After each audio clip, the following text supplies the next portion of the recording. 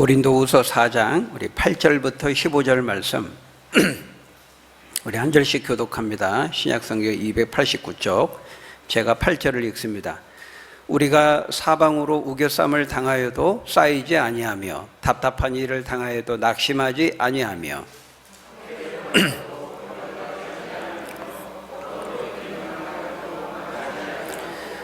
우리가 항상 예수의 죽음을 몸에 짊어짐은 예수의 생명이 또한 우리 몸에 나타나게 하려 함이라.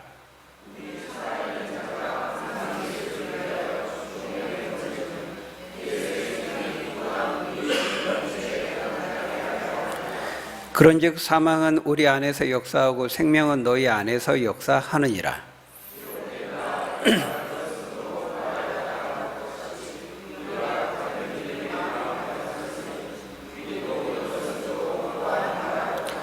주 예수를 다시 살리시니까 예수와 함께 우리도 다시 살리사 너희와 함께 그 앞에 서게 하실 줄을 아노라.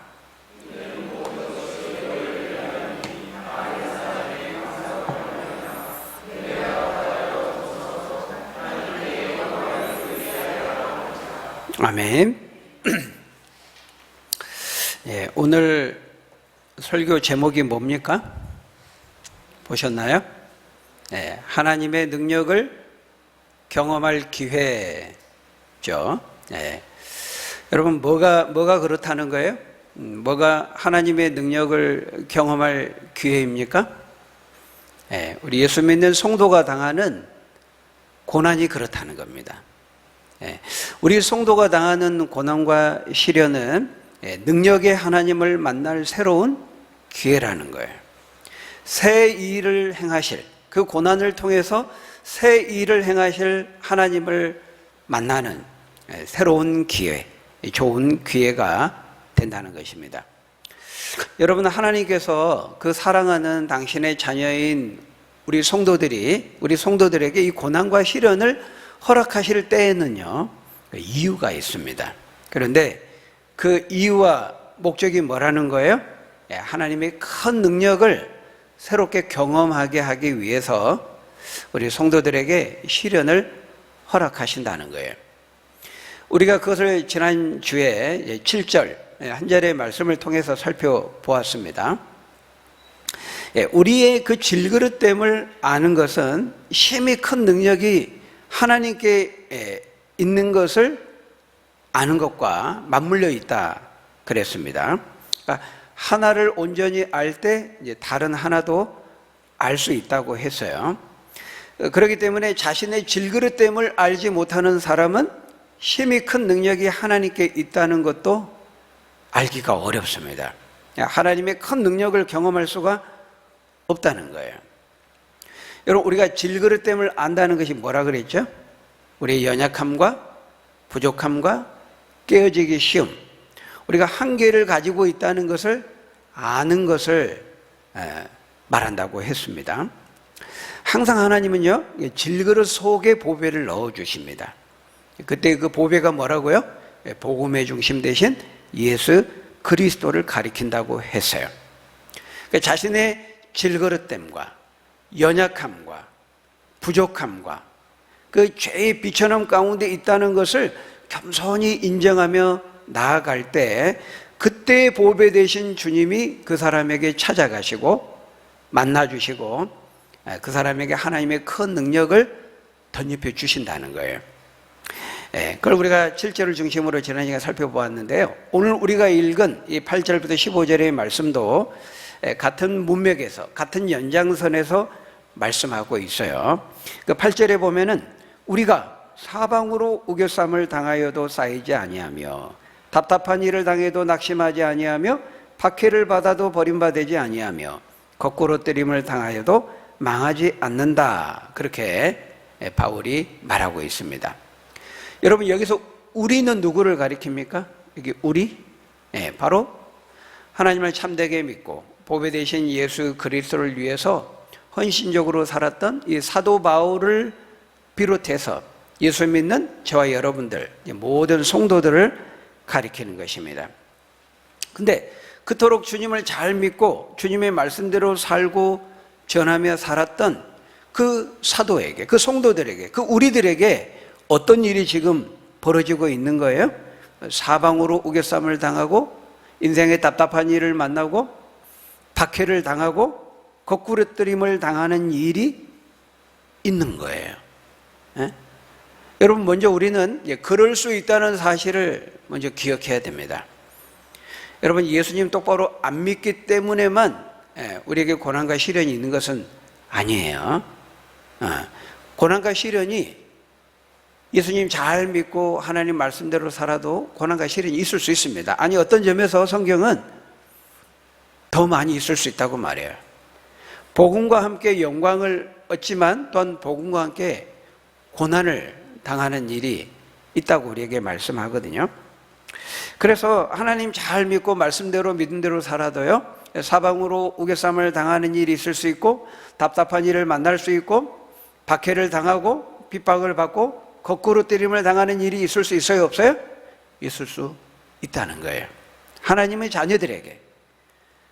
근데 여러분, 그럴 때 하나님의 이 자녀들에게 결국 하나님이 그런 고난과 시련, 그런 상황들을 허락하시는 거거든요. 하나님이 허용하지 않으면 일어날 수가 없는 겁니다. 그러니까 근본적으로는 결국 하나님께 그걸 허용하신 거예요. 근데 여러분, 왜 하나님께서 이 자녀들에게 그런 시련과 이런 우겨쌈을 당하고 답답한 일을 만나고 박해를 당하고 거꾸로 뛰임을 당하고 이런 일이 일어나게 되는가? 거기에는 하나님의 선하신 뜻이 있다는 거예요. 기쁘신 뜻이 있다는 거예요. 우리를 사랑하지 않기 때문도 아니고 능력이 없어서도 아니고 우리를 버렸기 때문도 아니고 사랑하시는 그 자녀에게 기쁘신 하나님의 뜻이 있기 때문이라는 거예요. 여러분, 한번 생각해 보세요. 왜 하나님께서 그렇게 하실까?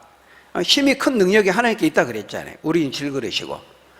능력이 많으시다 그랬는데 왜 당신의 사랑하는 그 자녀들에게 그런 고통과 고난과 시련을 당하게 허용하실까? 왜 그런 고통과 고난을 자녀들이 당할 때 그것을 그냥 바라만 보고 계실까? 무기력하게 수수방관하고 계실까? 그런 질문을 하게 되죠. 근데 여러분, 하나님이 무기력하게 능력이 없어서 또는 수수방관하고 무기력하게 바라만 보고 계신 것이 아니에요. 하나님이 능력이 없어서가 아니라는 겁니다. 왜 하나님이 그걸 허용하세요? 바로 그것을 통해서 우리가 질그릇됨을 경험하게 하기 위해서라는 거예요. 그래서 그것을 통해서 우리의 질그릇됨을 깨닫고 겸비한 마음으로 무릎 꿇고 하나님을 더 의지하고 하나님께 의지하며 나아갈 때 하나님은 힘이 큰 능력을 그 사람에게 덧입혀 주시는 것을 경험하게 하기 위해서라는 거예요. 여러분, 여기 이 사방으로 우겨쌈을 당한다 그랬죠. 이거는 우겨쌈을 당한다, 사방으로부터 압박을 당한다, 그런 말입니다. 그 원어의 의미를 보면요, 그 포도즙을 짜기 위해서 이렇게 압착하잖아요. 꽉 조여서 압착하잖아요. 그걸 말하는 거예요. 그걸 표현할 때 쓰는 말이에요. 그러니까 지금 사도 바울이 당한 그 상황이 지금 앞뒤 전후 좌우로 마치 사면 초과의 상황에 있는 것처럼 꽉 조여오는 그런 상황에 있는 거예요.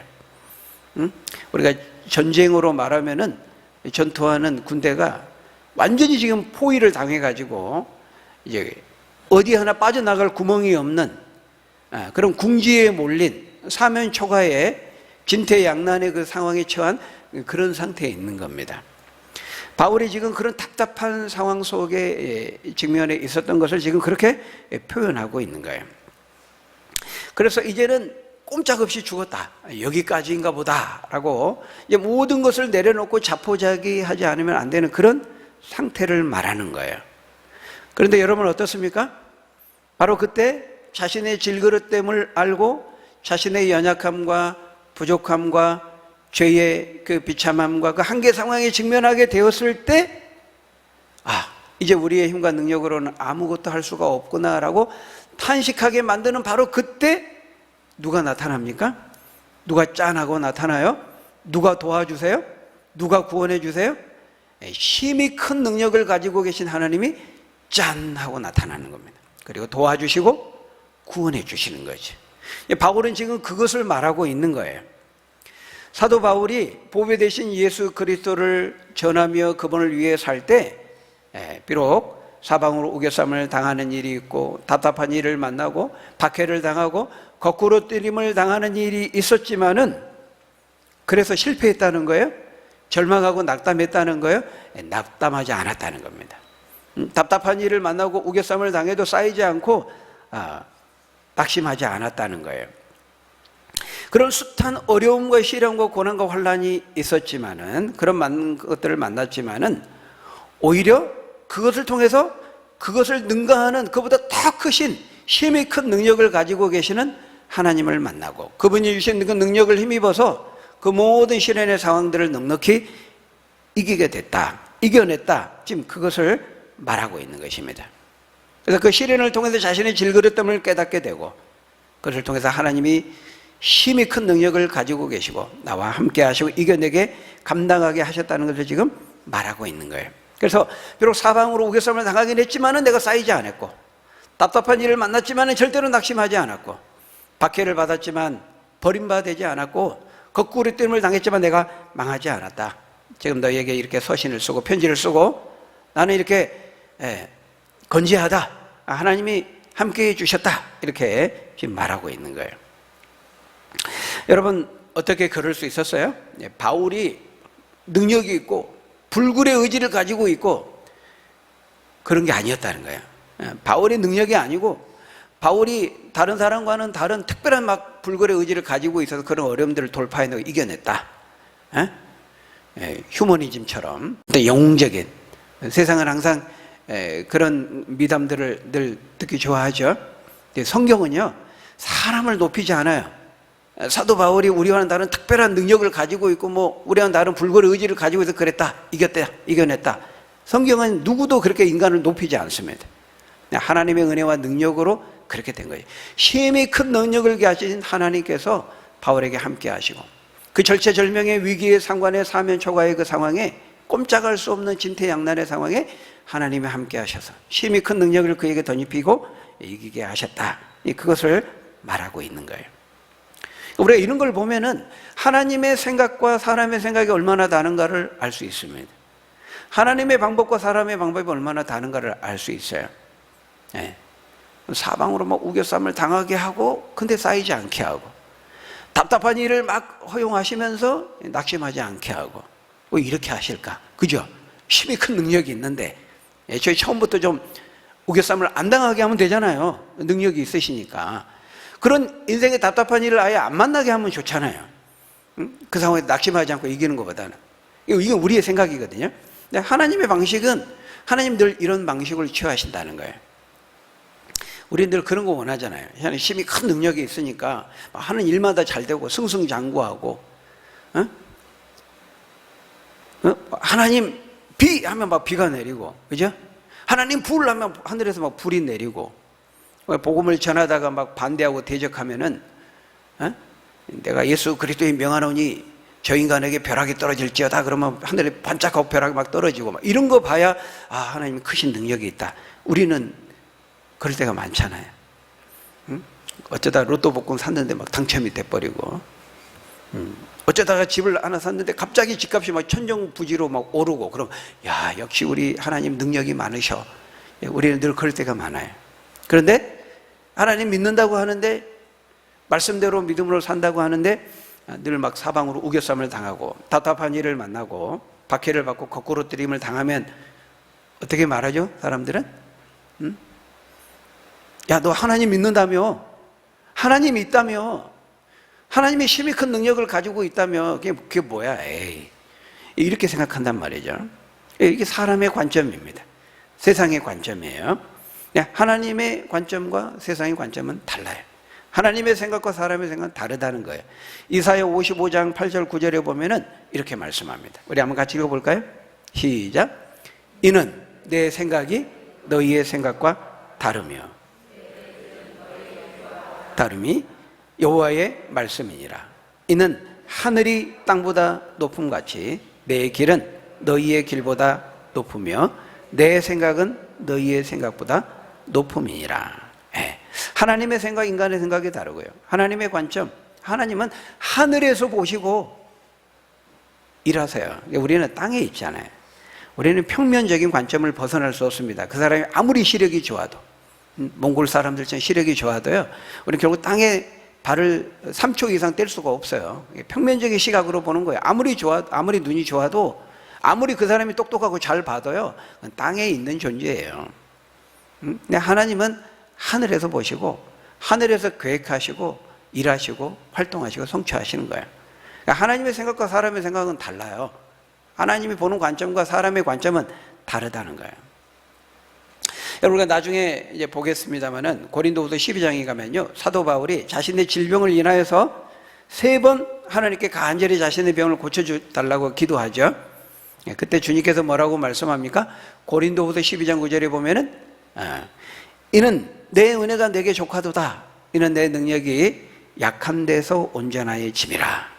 그렇게 말씀하시면서요, 바울의 질병을 안 고쳐주십니다. 못 고친 것이 아니고, 능력이 없어서가 아니고, 하나님 일부러 안 고쳐주세요.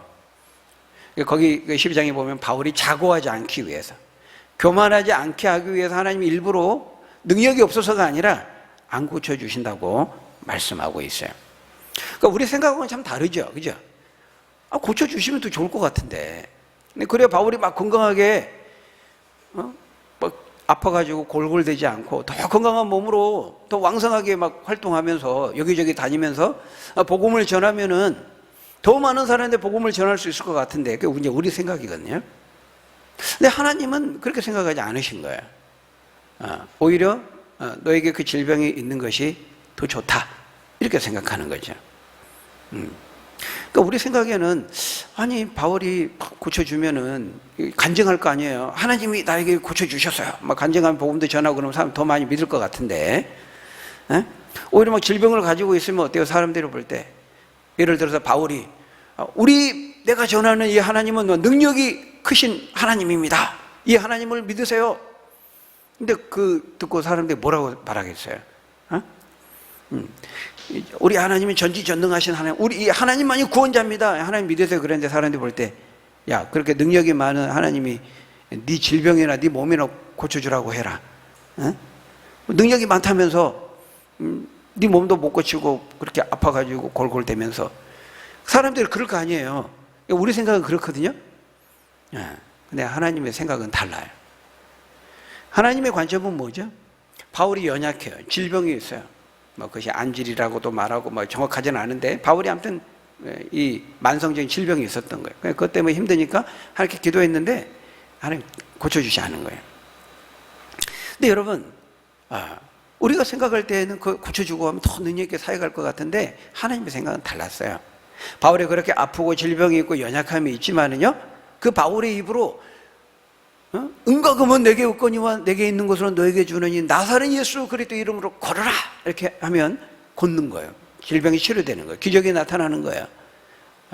물론 베드로가 그렇게 말했지만, 바울이 그렇게 말해도 막 바울이 예수 그리스도 이름으로 할 때 막 능력이 나타나거든요. 근데 바울은 아파요.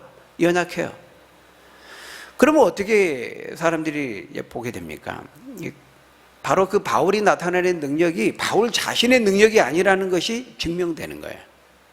그래서 그 바울의 약함을 통하여서 하나님의 강함이, 하나님의 능력이 더 훨씬 잘 드러나고 부각되는 거죠. 그래서 하나님의 이름의 영광을 돌리게 되는 겁니다. 하나님은 그걸 원하셨던 거예요. 그게 하나님의 생각이고 그게 하나님의 관점이었던 것이죠. 그리고 또 하나는 바울 개인에게도 교만하지 않도록. 바울도 사람이거든요. 베드로도 막 교만하게 말하고 했잖아요. 누구도 그럴 수 있습니다. 자신 통해 막 능력이 나타나고 이러면요, 자고할 수 있거든요.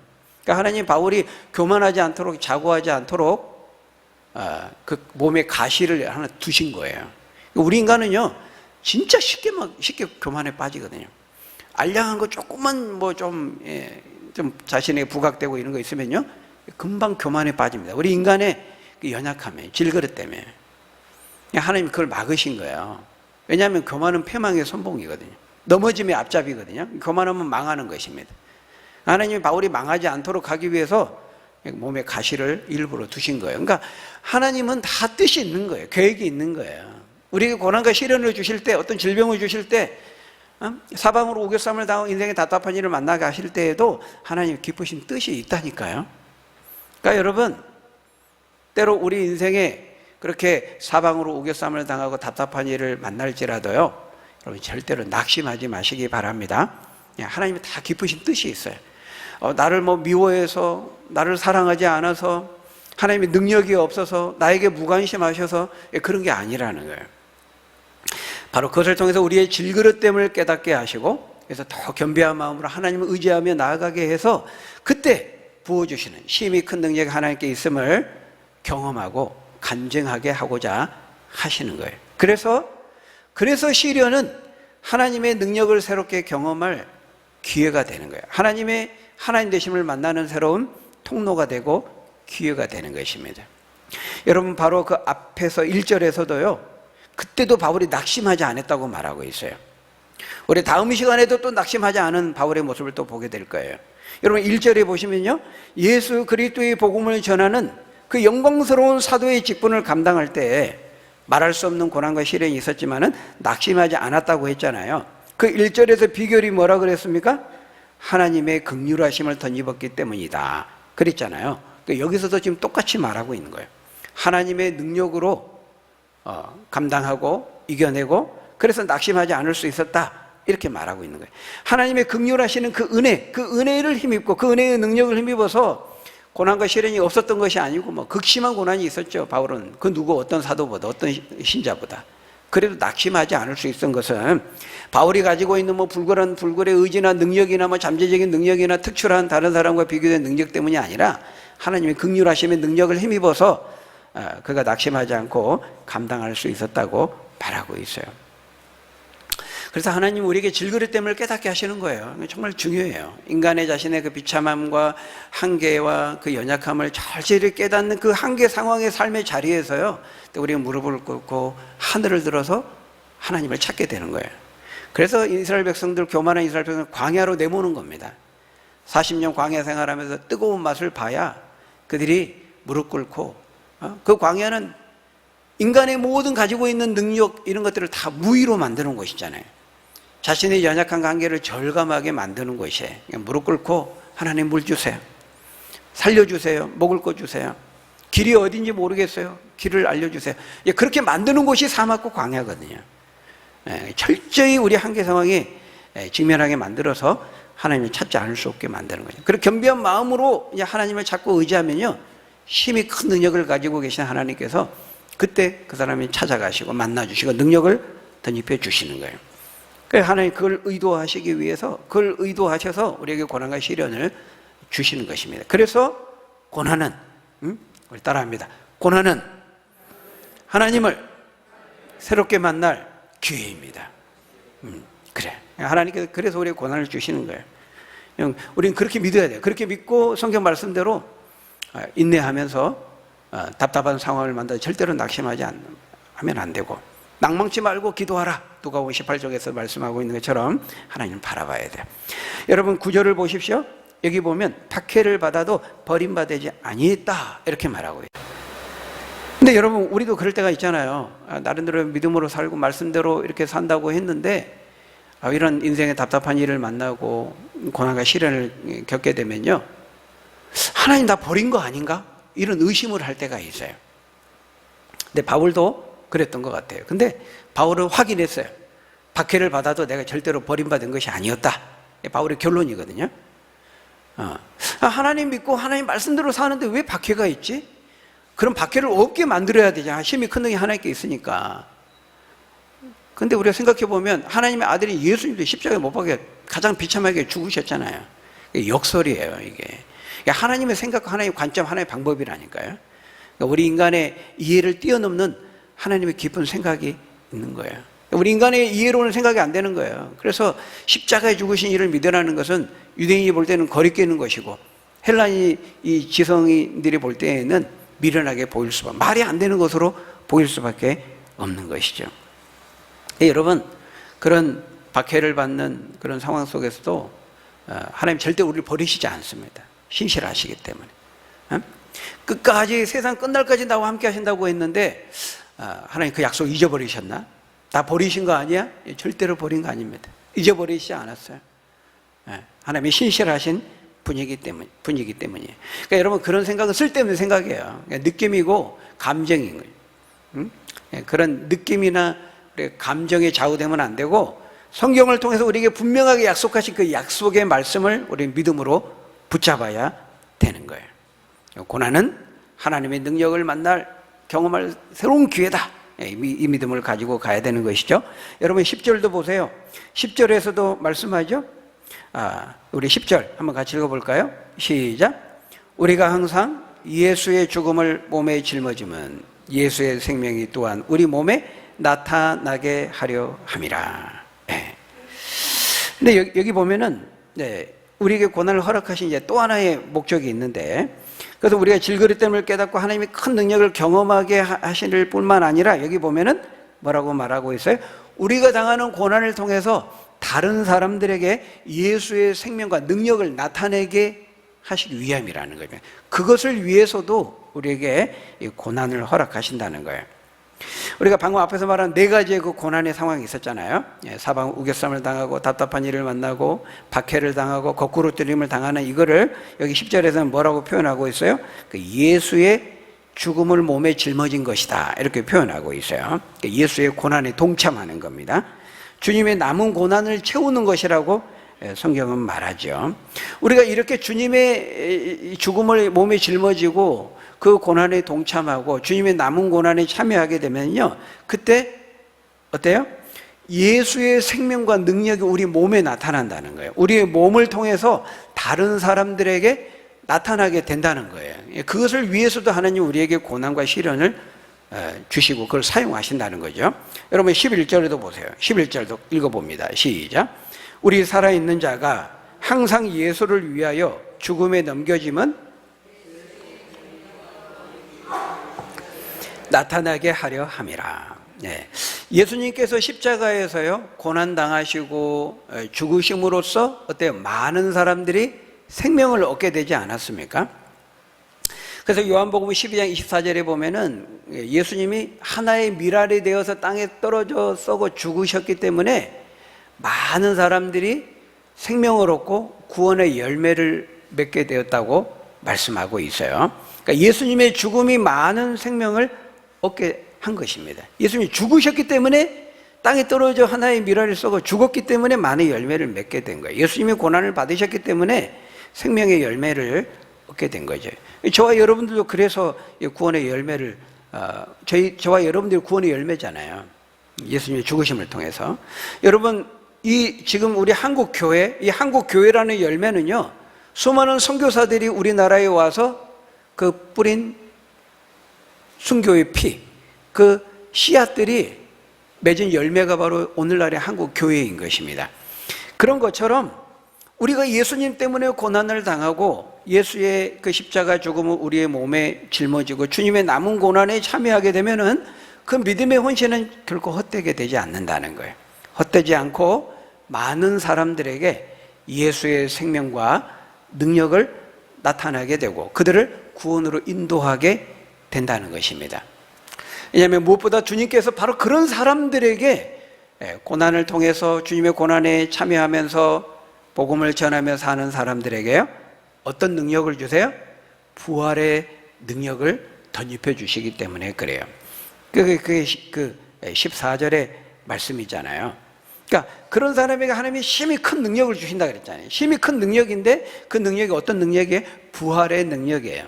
죽은 자까지도 다시 살리는 그 능력으로 하나님이 그들에게 함께 하신다는 거예요. 그래서 우리가 주님의 그 십자가의 고난에 참여하다가 동참하다가 심지어 우리가 순교한다 할지라도요, 그게 끝이 아니라는 거예요. 주 예수를 살리신 이가 예수와 함께 우리도 다시 살리신다는 거죠.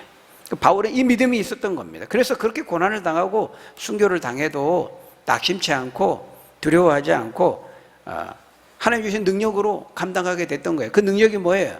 하나님의 심히 큰 능력이 뭐예요? 부활의 능력이죠. 죽은 자까지도 살리는 그 능력이지 않습니까? 14절 15절이 그걸 말씀합니다. 우리 읽고 마치겠습니다. 14절 15절 시작. 주 예수를 다시 살리신 이가 예수와 함께 우리도 다시 살리사 너희와 함께 그 앞에 서게 하실 줄을 아노라. 모든 것이 너희를 위함이니 많은 사람의 감사로 말미암아 은혜가 더하여 넘쳐서 하나님께 영광을 돌리게 하려 함이라. 예. 우리가 그 부활에 대한 믿음과 능력으로 주님의 그 십자가의 고난에 동참하면, 예수의 죽음을 우리의 몸에 짊어지게 되면요, 그를 통해서 많은 사람들에게 복음이 전해지고 예수의 생명과 능력이 나타나게 되고, 그럴 때 하나님은 영광을 받으신다는 거예요.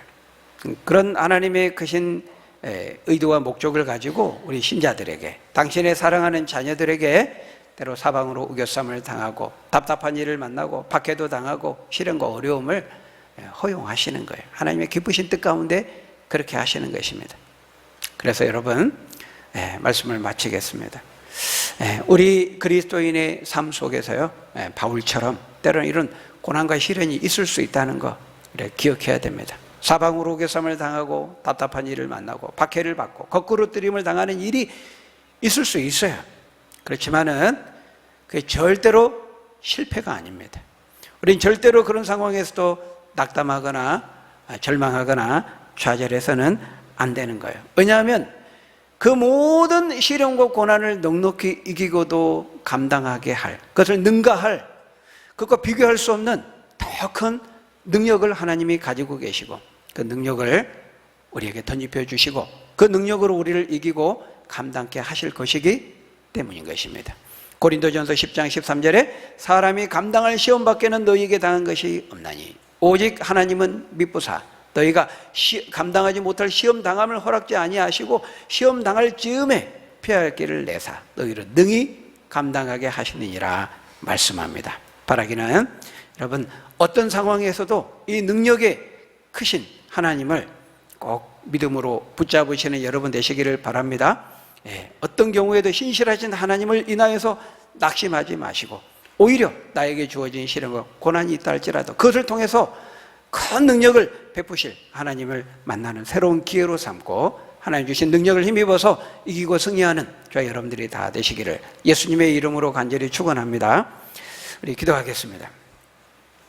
아버지 하나님의 크신 계획 가운데 우리 신자들에게 믿음의 시련을 허락하신다는 사실을 우리가 보았습니다. 때로 사방으로 우겨쌈을 당하고 답답한 일을 만나고 박해를 받고 거꾸로 뜨림을 당하는 시련이 있을지라도 아버지 하나님, 우리가 절대로 낙심하지 말고 우리를 향하신 하나님의 사랑과 그 약속을 의심치 말고 믿음으로 그것을 꼭 붙잡고 시련을 통하여 우리에게 더 큰 능력을 경험할 기회로 삼으신다는 사실을 기억하고 그 하나님 의지하며 믿음으로 붙잡고 이기며 승리하는 우리 믿음의 권속들 다 될 수 있도록 하나님 축복해 주옵소서. 예수님 이름으로 기도하옵나이다. 아멘.